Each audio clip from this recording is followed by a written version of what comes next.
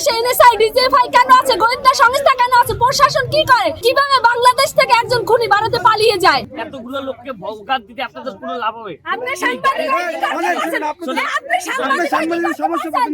একজন খুনি মাত্র 6 ঘন্টার মধ্যে সে এই দেশের সীমানা পেরিয়ে ভারতে চলে গেছে।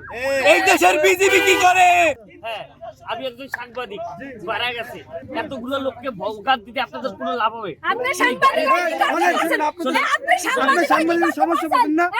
আমাদের যেটা লেখা আমরা লিখি, এই যে জায়গায় সাংবাদিক আছে এরা কে লেখে না, এরা কাজ করে না।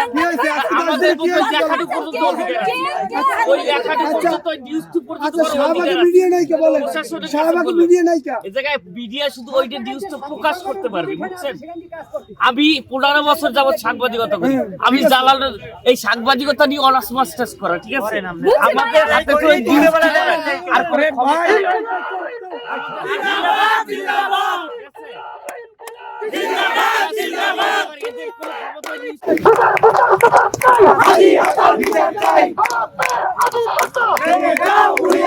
হাদি ভাইকে যে খুন করা হয়েছে বা শহীদ করা,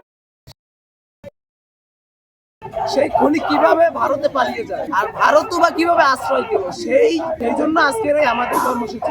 মানুষ মারলে তার বিচার হয় না, কুকুর মারলে তার সাথে সাথে মানে জেলে নিয়ে যায় বা গ্রেফতার করা হয়। নিরপরাধে একজন জুলাই যোদ্ধাকে যে কিভাবে নির্মম ভাবে শুট করা হয়েছে, গুলি করা হয়েছে, এই বিচারের দাবিতে আজকে আমাদের এই কর্মসূচি এবং আমাদের কর্মসূচি কেন্দ্র থেকে কর্মসূচি চলমান থাকবে এবং অব্যাহত থাকবে। আমাদের কর্মসূচি মূলত যে খুনি ভারতে পালিয়ে গিয়েছিল, সেই ভারত থেকে এনে তার বিচার নিশ্চিত করতে হবে, সেজন্য আমাদের এই কর্মসূচি। আজকে আমাদের অবস্থান কর্মসূচি সড়ক অবরোধ করেছি মূলত আমাদের শরীফ ওসমান বিন হাদি ভাই 10 দিন হলো শহীদ হয়েছেন। এখন পর্যন্ত হাদি ভাইয়ের কারা গুলি করেছেন তার প্রশাসন কোনো জবাব দিতে পারে না এবং হাদি ভাইয়ের খুনিদের এখন পর্যন্ত প্রশাসন ধরতে পারে নাই।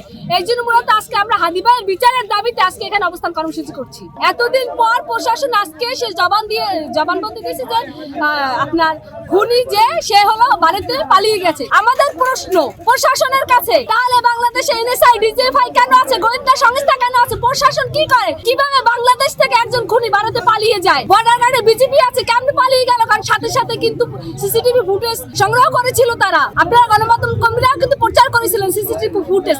সেই ফুটেজ থাকা সত্ত্বেও কিভাবে তারা পালিয়ে গেল এবং যারা পালিয়ে গেছে তাদেরকে কতক্ষণের মধ্যে তারা বাংলাদেশে নিয়ে আসতে পারবে, সেই কথা কিন্তু এখনো সুস্পষ্ট করে নাই। আর সুস্পষ্ট করে তারা এখন পর্যন্ত নিয়ে আসতে পারে নাই। আমার বলতে যান এখানে কি আমার পার্সোনাল কোনো ইয়ে আছে যে আমি টাকা আমার পার্সোনাল আদি ভাই আমার সবার সম্পদ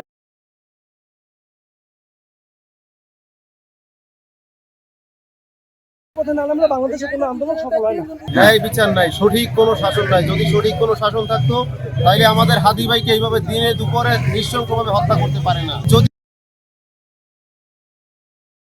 করা সম্ভব ছিল। কিন্তু আমাদের সরকার এবং আমাদের প্রশাসন দুইটাই আমরা মনে করি একদম তাদের কোনো ধরার মতো কোনো কি নাই। যদি ধরার মতো তাদের এই থাকতো, আগ্রহ থাকতো, তাহলে অবশ্যই তারা ধরতে পারতো। কোনো মানুষ, কোনো আইনের কোনো সুশাসন নাই। বাংলাদেশের পরিস্থিতি খুব ভয়াবহ অবস্থা। আজকে আমাদের হাদি ভাইয়ের অবস্থায় আগামীকালকে যে আমার অবস্থা হবে না আমি কেমনে ভাবি? আমরা হাদির হত্যার বিচার চাই, আমরা সবাই মিলে হাদির হত্যার বিচার চাই। নৃশংসভাবে মাথায় হত্যা করেছে, কিন্তু অত্যন্ত দুর্ভাগ্যের বিষয় এখন পর্যন্ত এই হত্যা ব্যর্থ হয়েছে। দেশের আইন শৃঙ্খলা পরিস্থিতির আজকে এই হাল কেন? যে আমরা ইন্টারিমকে প্রশ্ন করতে চাই, আমরা ডক্টর ইউনূসকে প্রশ্ন করতে চাই, কি কারণে আপনি এই কাজগুলো করতে পারছেন না? আইন শৃঙ্খলা রক্ষার জন্য রাজপথে আছে, তাদের হাতে ম্যাজিস্ট্রেসি পাওয়ার আছে। অত্যন্ত দুঃখের বিষয় বাংলাদেশ সেনাবাহিনী তার দেশের অভ্যন্তরীণ শান্তি শৃঙ্খলা রক্ষায় ব্যর্থ হয়েছে। এই সেনাবাহিনী তার নিজের দেশের অভ্যন্তরে 1.5 বছরে বারবার ব্যর্থ হিসেবে প্রমাণ দিয়েছে।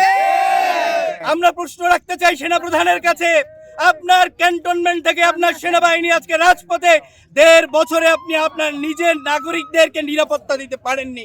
আপনি এই দেশে যদি বহির্বিশ্বের আক্রমণ হয়, এই দেশের সার্বভৌমত্বের জন্য যদি হুমকি আসে, তাহলে এই সেনাবাহিনী কি ভূমিকা রাখবে? একজন খুনি মাত্র 6 ঘন্টার মধ্যে সে এই দেশের সীমানা পেরিয়ে ভারতে চলে গেছে।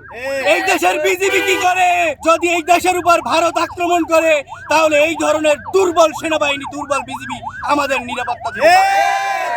অতএব এখানে অনেকগুলো প্রশ্ন দাঁড়িয়েছে এখানে জুডিশিয়ারিকে আমরা প্রশ্ন করিনি, বিচার বিভাগকে প্রশ্ন করিনি, কিন্তু আজকে বিচার বিভাগকে প্রশ্ন করতে হয় বিচার বিভাগ কারা চালায়। আসামিরা আপনারা জানেন তারা 2টি আগ্নেয়াস্ত্র সহ কিছুদিন আগেই গ্রেপ্তার হয়েছিল। কে তাদেরকে জামিন করিয়েছে? কিলরা প্রেসার দিলে যদি জজের কলম উল্টা করে যদি এই ধরনের নৃশংস হত্যাকাণ্ডের আসামিদেরকে জামিন দিয়ে দেওয়া হয়, তাহলে এই স্বাধীন দেশের বিচার বিভাগ কোথায় আছে? যদি তাই হয় তাহলে আবার বিপ্লব হবে,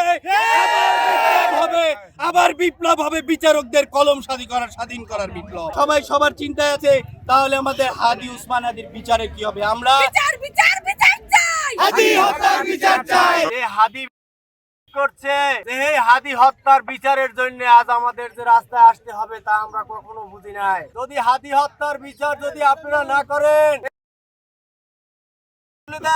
আমরা হত্যাকারীর বিচার দেশের জনগণ করবে। যেমন দেশের জনগণ ফ্যাসিস্ট হাসিনার বিচার যখন দেশের জনগণ করতে পারছে, তেমন কিন্তু এই খুনিরও বিচার কিন্তু দেশে হবে।